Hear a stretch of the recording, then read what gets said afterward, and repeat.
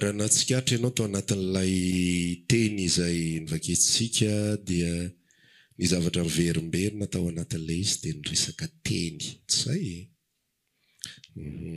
dia androany isika ifampizara kely mikasika an'io tenin'Andriamanitra indrindra moa zany le Jaona 7:10 teny tena iangatsika io Jaona 17 io raha misy filazantsara misy tsy ambaratelo be dia be sy tena hitako hoe tena natao mihitsy écriture natao mihitsy ho amin'ny mpianatra Jesosy dia ny Jaona. Misy zava-miafina be dia be mihitsy ao anatin'ny Jaona io fa ny Matthieu, Marka sy ny Luka ny ankapobeny tsy dia fampianarana loatra fa tantarany zava-nisy. Dia mazava ho azy zany amin'ny mahatantara azy dia ny rehetrarehetra afaka maray azy. Fa ny filazantsara ny Jaona dia misy zava-miafina be dia be dia misy zavatra lalina be dia be izay tena mahavariana sy mahagaga. Dia efa niresaka kely hoe manomboka Jaona 16 efa manomboka izy miresaka ny amin'ny fialany sy fahafatesany. Jaona 17 izy miresaka manao vavaka izy ho an'ny mpianatra. Dia ity Jaona 7:10 ity dia seraseran Jesosy Kristy amin'ny ray. Fifaneraserana vavaka amin'ny ray, filazany ny fahatsapany sy ny zavatra henony sy ny tsapany rehetrarehetra amin'Andriamanitra ray.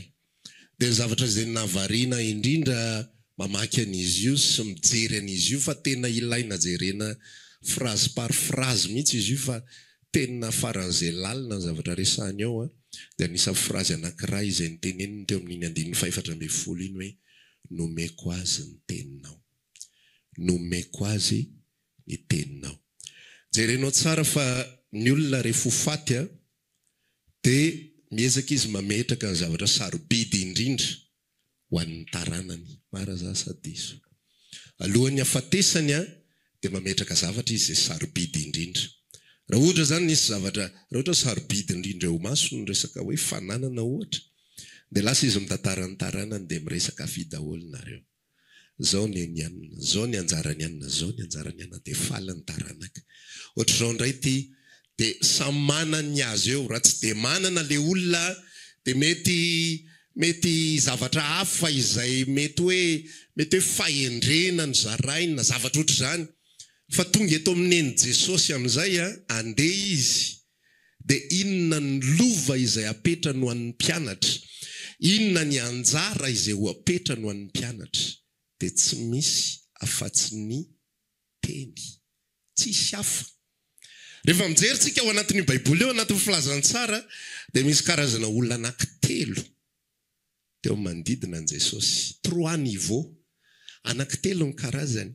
Le voalohany indrindra dia ireo olona manarivony izay manaraka azy isan'andro isan'andro.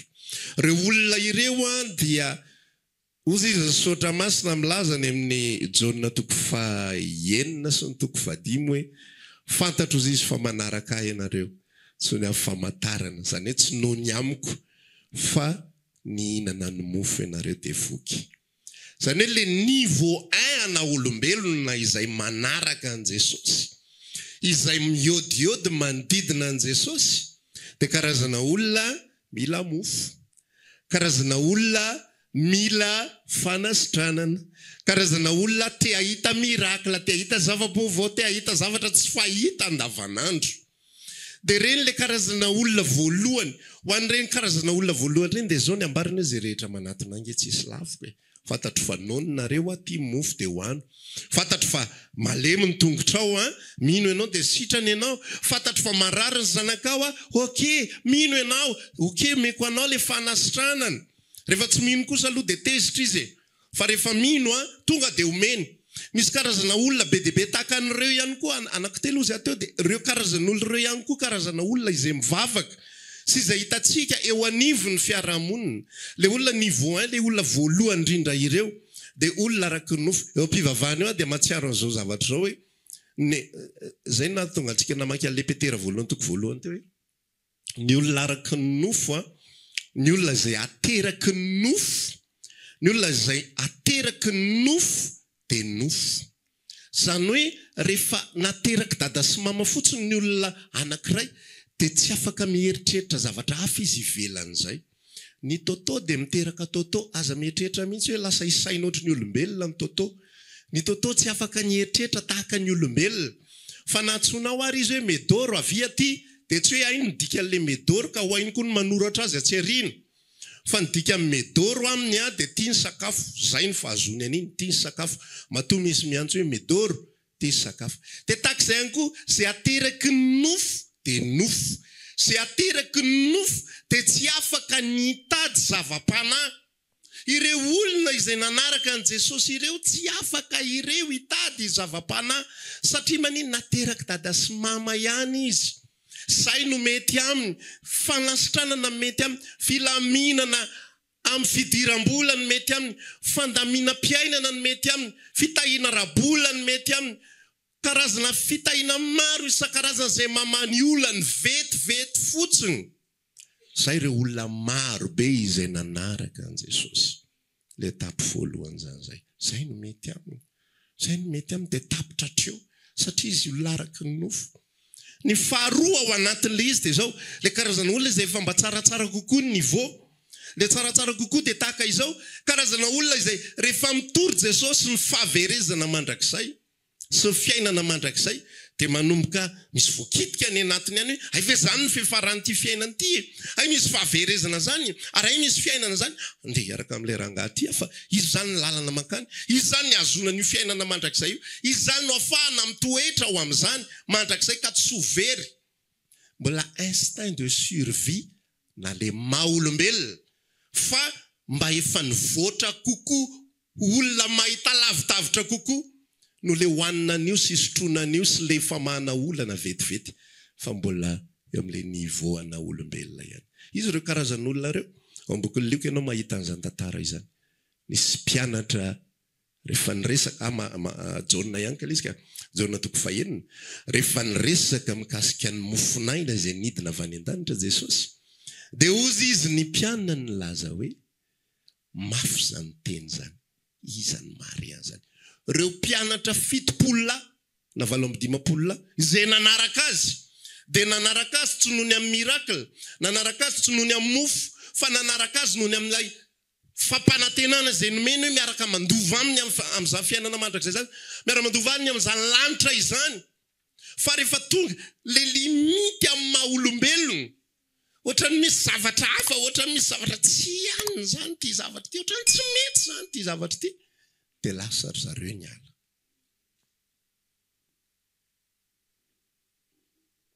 Tsy naharitra le vo, fa lasa le izy. Io tantara io ihany koa dia misy tantara ao anatin'ny Matthieu 17 amin'ny tantaran'ireo vona fafy. Teny amin'ny tany dia faly vetivety ozy izy nandre ny teny, fa tsy nanampakalalina, dia may le izy dia tsy nateza. Ny troisième niveau kosa dia ilay nateraky ny teny ozy izy Petera. Petera 1:7. Efa teraka indray ianareo. Efa teraka indray ianareo. Tsy amin'ny vo mety oloha, inona le vo mety oloha? Lay nofo azonareo. Ilay zavatra mandalo, lay maha-olombelona. Fa ny vo tsy mety oloha dia ny tenin'Andriamanitra izay velona sady maritra ho an'ny olona izay nateraky ny teny io. Dia ny antony iarahana amin'i Jesosy, dia ozy izy Petera ny laza hoe enao nge ny manana ny fanambarana ny fiainana mandrakizay. Tsy miaraka aminy nohony amin'izay omeny. Ozy ry pasteur Tsioro nitarika teo hoe tsy ilay fiadanana, tsy ilay fiadananao, tsy zany ny antony iarahanay aminao. Any amin'ny testamenta taloha izy mampianatra zavatra ohatr'izao sady miezaka ihany mampianatra anao séparation, fanasarahana ny testamenta taloha sy ny vaovao. Ao amin'ny Salamo 5:20 Davida miresaka hoe fa nilony tongotra sy fanazavana ny lalako ny teninao. Fa ny zavatra tiany Davida ambara amin'ny hoe fa nilony tongotra sy fanazavana ny lalako ny teninao dia zao, ny Baiboly, ny Tanak, testamenta taloha dia misy fampianaram-pahendrena be dia be, ary tena boky-pahendrena io boky io. Rehefa miresaka n'io lalàna io, miresaka sabata ohatra, tena fahendrena faratapony io fitsarana io io fitsarana mandritra ny 420 ora io satria ny vatatenan'olombelona tsy natao hiasa mandrakariva dia napetraka Andriamanitra mihitsy mila mitsahatra ianareo dia mba hampitsahatra anareo dia tsy mahazo mikopakafo nareo dia mihina vary mangatsiaka nareo zany dia tsy mahazo mandeha lavitra ianareo tena miferana tanteraka boky-pahendrena io dia ozy izy Davida milaza fa nilon'ny tongotra sy fanazavana lalako ny tenao inona ny tika zany lay teny izay raisiko dia teny izay hitarika tsy hapidikizo tsy hapididoza tsy hanimba ny fiainako tsy harava ny fiainako amin'ny maha-olombelona mihodiny ao amin'ny maha-olombelona ihany ilay izy président américain zay sadidiko na Abraham Lincoln angambany izy zay tany amin'ny taona 1900 tany hoany dia zao fijona vavolombelona hoe ny ao zao fomba fitondrako ny firenena Amerikanina dia maka mianatra amin'ny alalan'ny baiboly ny baiboly fampianarana angeza indrindra izay araisiko sy izay vakiako misy teny daladalana teny fahendrena be dia be ao fa fahendrena iny ho amin'ny fiainana ihany fa rehefa tonga amin'ilay olon'i Kristy dia zavatra mahavariana fa tsy teny fahendrena ahatsara fiainana ny manona azy. Za te hizara aminao mihitsy amin'ity androandroany ity ahafantaranao ny any anatinao any hoe teny inona ny rakitra ny anatinao. Taminao vintsika resaka rakitra zay tababolana. Teny inona ny rakitra ny anatinao fa ny alalana anao ho olon'i Kristy. John 17:14 nomeko azy ny teninao. Matoy ianao tsy manana teny, matoy ny olona tsy manana n'ilay tenin'ny Kristy velona ao anatiny. Dia tsy anisan'izay ambarany atao amin'ny John 17:14 izy nomeko azy ny teninao. Ozy izy le Matthieu 7:10 na fenina amin'ireo olona ireo zany. Na fenina azy zany satria maninona izay araka ny nofo dia tsy mahay mandray izay amin'ny fanahin'Andriamanitra. Satria tsy nofo ny mandray, tsy voarainy atidohan'olombelona io zavatra io. Ny zavatra voarainy atidohan'olombelona dia ny testameta taloha ireo, satria araka ny lazaiko aminao, ireo manazava zavatra be dia be. Ireo miresaka mikasika ny fiainana, ireo miresaka mikasika ny fanatsarana ny fiainana io, fiarovana ny fiainana, inona ny atao mba halava velona, inona ny atao mba hasalama tsara. Ny resaka zava-padina, sakafo rehetrarehetra zava-padina izay apetraka ao amin'ny testameta taloha reny ka tanjom-pahasalamana daholo. Tsy mahasalama reny inona moa izy ity? Karazana hena hoanitsika, ny hena kisoa, komankôry ozy izy ny anivaratra. Ny komankôry tsy mahasalama, ny crevette tsy mahasalama, ny patsa tsy mahasalama reny. Dia ny feran'Andriamanitra mihitsy hoe hatreto irery ihany. Dia araka ilay lazaiko teo koa ny resaka sabata, hatreto zao ny fomba hiasanareo. Enemana ny iasanareo ny andro fafito hitsaharanareo na ny tany amin'ny zanak'Israely dia napetraka Andriamanitra ho lalàna fa tsy azo iasana ny tany eo amin'ny taona fafito. Fa manao repos io tany io. Rehefa manao repos amin'izay io tany io dia salama le tany dia mamokatra foana izy. Fa raha vao dingan'ny olona zay fa dia miasa maty le tany avy eo. Dia izay zavatra zao tsisy eto Madagasikara fa dia miasa foana ny olona io. Simba ny tany avy eo, maty le tanimbary rehefa avy eo. Ny tany an'i Israela mahavokatra be, ny vokatra vokary ngeza be. Satria manina manaraka ilay teny pahendrena. Rehefa tonga aty amin'ny Kristy kosa ny alalàna amin'izay. Ary ny zavatra izay nataon'i Kristy ho an'ny olony. Eo ihany za tena tsy mametra mihitsy amin'ny fitahinanao ny tompo, amen. Fa tsy ny zava-dehibe nomeny anao. Tsy ino ny zava-dehibe nomen'ny olony. Ary ny alalàna hoe tsy ino ny zava-dehibe nomen'ny olony dia tsy ny mavesa-danja ho ampon'ny olony. Io zany izay mavesa-danja ny amponao dia izay ny alalàna hoe anizy ianao. Anizy ianao.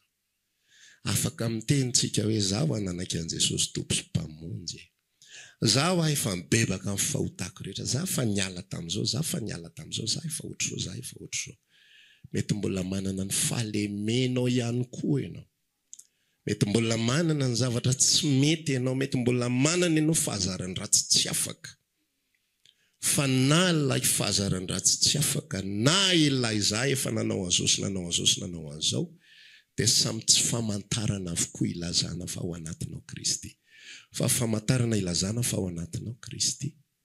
efa nomeko azy ny tenina. Inona ny rakitra ao anatin'ny fotsika. Maninona kay eto ny voafanim-pona ho an'izay tsy mahafantatra. Dia ny fomba anaovana sélection ny olona izay andray fanasan'ny tompo dia amin'ny alalan'ny audition. Zany hoe enona ny zavatra ambarany. Inona ny zavatra ambarany ty olona ity, inona ny zavatra hoampony ty olona ity, inona ny zavatra resahany ty olona ity, inona ny zavatra tsapany, inona ny zavatra lehibe indrindra ho azy, inona ny zavatra faratapony ho azy. Dia amin'ny alalan'izay ny mpanompon'Andriamanitra no miaino hoe nomeny Kristy azy ve ny teniny. Anisan'le olona nazo ny teny ve izy, sa olona mivavaka fotsiny, sa olona faly fotsiny, sa olona resy lahatra amina karazam-pampianarana ray fotsiny, fa tsy nandray an'le izy. Hiditra amin'ny votoatiny amin'izay tsika dia marina satria hitako efa mangididy sofinareo ina ihany ary le teny tenenao amin'izay fa le teny miverina foana. Fa tsy tenenao mihitsy hoe inona ry zany teny izany, inona zany teny izany, ahoana ny alalako hoe ao amiko lay teny, ahoana ny afantarako hoe ao anatiko lay teny amin'izay. Dia lay zavatra izay atao anatin'ity baiboly ity, ireo zava-miafina rehetrarehetra. Zay le ambara Matthieu 13 teo hoe tsy nampahafantarina fa zava-miafina. Anisan'izany ohatra raha lasy anabavy ny Kolosiana 1:9-20. Ahoana moa ny ambarany eo? Ilay zava-miafina izay efa nafenina hatr'izay, fa aseho kosa ankehitriny Kristy velona ao anatinareo. Zany zao teny zany. Amin'ny Kolosiana 3 ihany koa izy milaza 9:20 aoka ny teny Kristy toetra betsaka ao anatinareo. Raha miresaka izy hoe Kristy velona ao anatinareo, dia ny olon'ny Kristy no mahatsapa an'izany zavatra izany hoe ohatry ny ahoana zany Jesosy velona ny anatiko zany.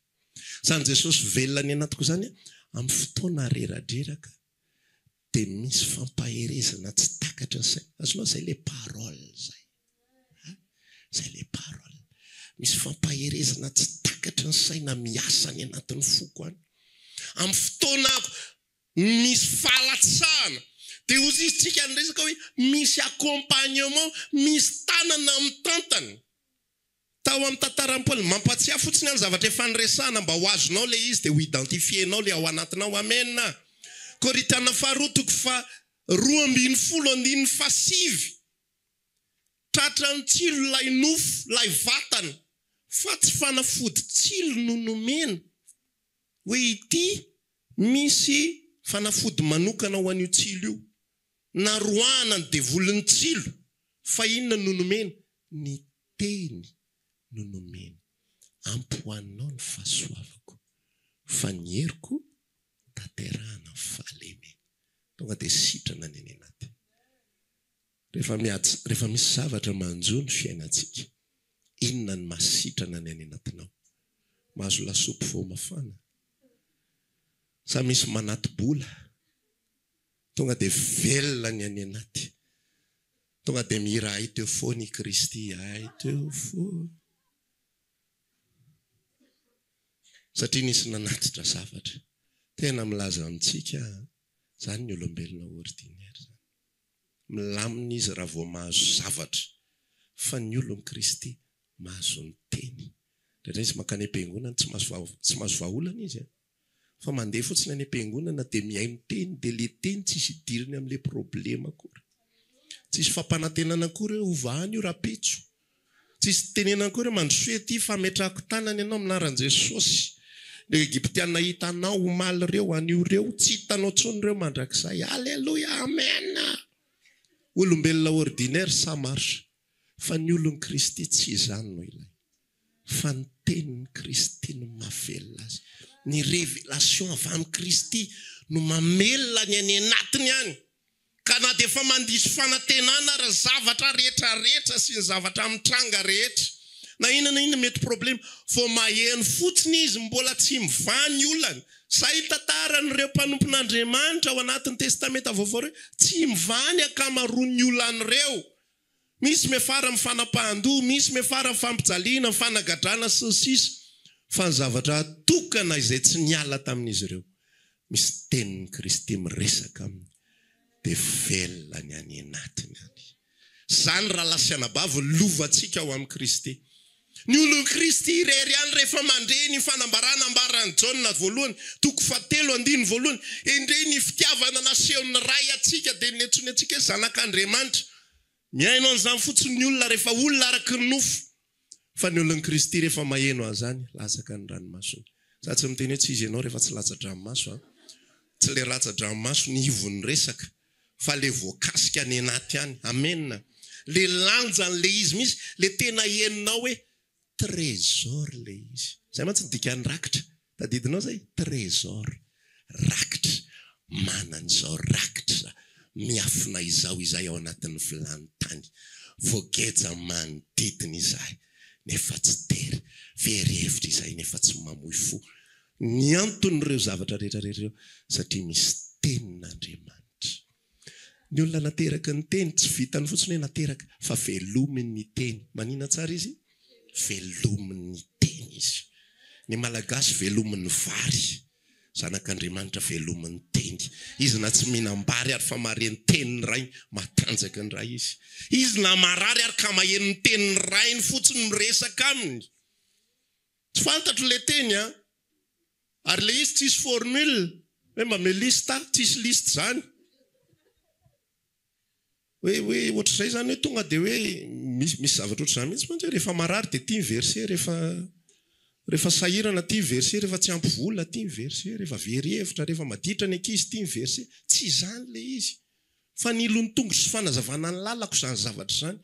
Fa le teny resako aminao hoe tena teny kasika Andriamanitra manokana révélation avy amin'ilay zanak'Andriamanitra ho anao personnel. Izay tsy mandahitra raha omenao ahako amin'ilay situation, amin'ilay toe-javatra mitovy amin'ny ainanao. Fa tena ho anao manokana izay mamelona anao sy mampitsika anao sy mampifaly anao. Amen. Zany no lovan'ny olon'i Kristy.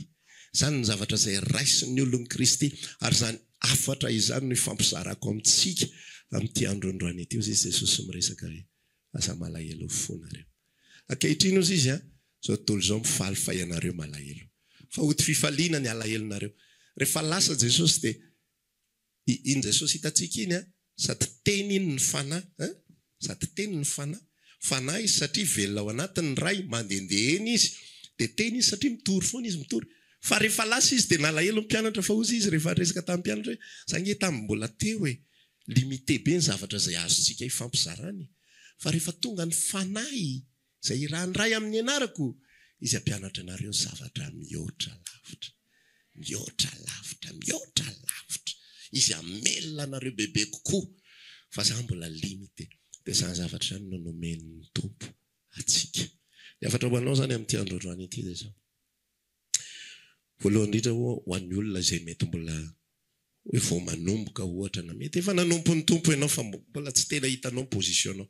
Izao toetra hoe tena nandray azay teny izay marina ve. Ny fiarahana amin'Andriamanitra tsy hoe atofo zao na atofo zao.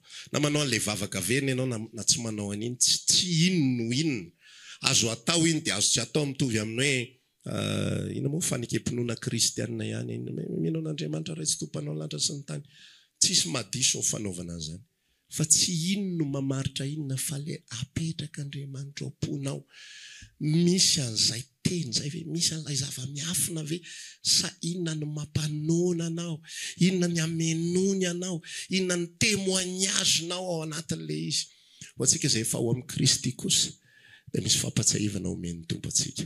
Misy zavatra tsara lavitra nomena atsika. Fa tsy izao tontolo izao. Misy lova tsara be nomena atsika dia mbola eto ambonin'ny tany. Ary ny fiainana mandrakizay ho atsika zany lanitra izany. Matsiaro ny toritenin'ny pasteur Antonia tamin'izy mbola nianatra mihitsy hoe zany lanitra zany ingera lasinabavy efa tsy zany tsony engeno tena hoe tsy maintsy tonga any zany efa omen'ny Tompo atsika izany fa le fifalitsika deny mbola eto ambony tany dia le fiantsony atsika, le fananganany atsika, le fiazomany atsika, le fanomezany atsika ny teniny foana isaky mihetsika. Fa raha ny fiainana mandrakizay efa nomena atsika maimaimpona zany zavatra zany. Tsy mila hidonginy zany, tsy mila hitomaniny zany, tsy mila tahorany zany, fa nomeny atsika zany. Fa io tenin'Andriamanitra io zavatra izay atolony atsika. dia ifoana jerena isaky mihetsika. Misy fotoana ianao mety satria tsika sady mbola olombelona ihany nefa zanak'Andriamanitra ihany koa. Amen. Dia ilay maha olombelona iny indray manaitaitra, manindrotsindrona, ataony devoly mahita zavatra maro isan-karazany ihany. Tatsoa afa-po indraindray, tatsoa faly indraindray, manetsika ny filana izy indraindray. Hoe farianina kosa nge na izany ary, falehanina kosa nge, fa dia ohatr'izao indray ve. Fa miverena mijery ny fanambarana izay omeny Kristy anao. Miverena mijery an'izany toy izao ny tiavan'Andriamanitra ahy nomeny zanalahy tokana.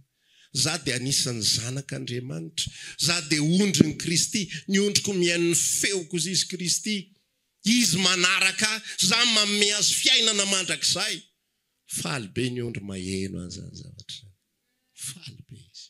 Zay dia ampo azy. Fa ny osy tsy ampo an'ny osy zany. Tsy ampy an'ny osy amena bozaka zany. Tsy sakafony zany. Izy mila mitsindroka fako. Ho an'izay efa nahita bengy. Fa reny mila mitsindroka fako. Reny mihinana hoditra akondro, mihinana manga miantony ery ambony ery. Ny aniany iny manga iny. Dia iny no hoaniny. Fa ny ondry ny Kristy. Zavatra kely, maivana. Fa mila maheno ny feo an'ilay mpiandry azy fotsiny izy. Miantso za moa tsy mpiandrodro ka tsy haiko ny feoany. Fa mila maheno an'izay fotsiny izy. Dia rassureny any anatiny any. Azonao ilay fandehana izy. Izy tsy mila zavatra be dehibe fa feo fotsiny ny eniny. Tonga dia milamina izy rehetrarehetra. Eo izy mibarareuka be mihitsy. Matahotra izy amin'iny, mibarareuka be. Fa vao miantso fotsiny ilay mpiandry, tonga dia milamina izy rehetra. Tsy mameno ininina, tsy manao ninina. Fa zay fotsiny ihany. Zay isika zanak'Andriamanitra. Afaka mitsangantsika dia miresaka mitompo misaotra noho ny fiantsoana ho azy Jesosy. Misaotra noho amin'ny zavatra rehetra. Raha mety misy fotoana efa somary votsitra kely zay mety tsaroanao ilay izy tany amin'ny talofa henonao hoe tato ato tsy dia nandre loatra. Miresaha amin'ny tompo indray hoe tompo, za tiako ho tahirizina ao amin'ny teninao. Tiako ny teninao hiasa foana ny natao foko any. Ampahery ny fanahiko hitarika amin'ny tanana ankavanana ny fahamarinanao. Tsy hanoro ako an'ilay lalam-pitahiana no teninao. Tsy hanoro ahy ny fomba zay ampatsara ny fiainana amin'ny maha olombelona ny teninao. Fa ny teninao dia amelona ny fanahiko any anatiko any. Amelona ny fanantenako, amelona ny fifaliako. Ampiorina ny any anatiko any.